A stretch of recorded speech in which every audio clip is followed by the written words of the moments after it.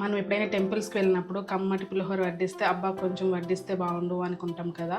మనం ఇంటికి వచ్చి ట్రై చేసినప్పుడు ఆ టేస్ట్ అస్సలు రాదు, ఆ సాటిస్ఫాక్షన్ అస్సలు ఉండదు.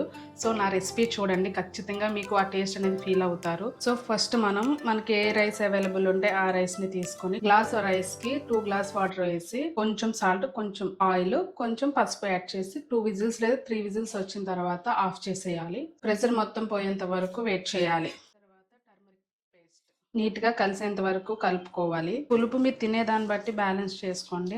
మేమైతే కొంచెం బ్యాలెన్స్డ్ గానే తింటాము. క్లియర్ గా నీట్ గా కలుపుకున్న తర్వాత మన సీక్రెట్ ఇంగ్రీడియంట్ అయిన పులిహోర పోపుకి పల్లీలు అవన్నీ పట్టుకుంటాం కదా. యాక్చువల్గా క్రిస్పీగా తినడం ఇష్టమైన వాళ్ళైతే ఈ స్టేజ్లో వేసుకోండి. లేదు అంటే స్టార్టింగ్లో మనం చింతపండు కలిపాం కదా, ఆ స్టేజ్లో వేసుకోవచ్చు.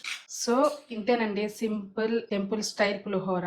ఇష్టమైన దైవం ఎవరైనా సరే నివేదన చేసుకుని ఆరగించడమే. సో ఫుల్ రెసిపీ కావాలంటే ప్లీజ్ కామెంట్ చేయండి, నేను ఫుల్ రెసిపీని చక్కగా వివరిస్తాను.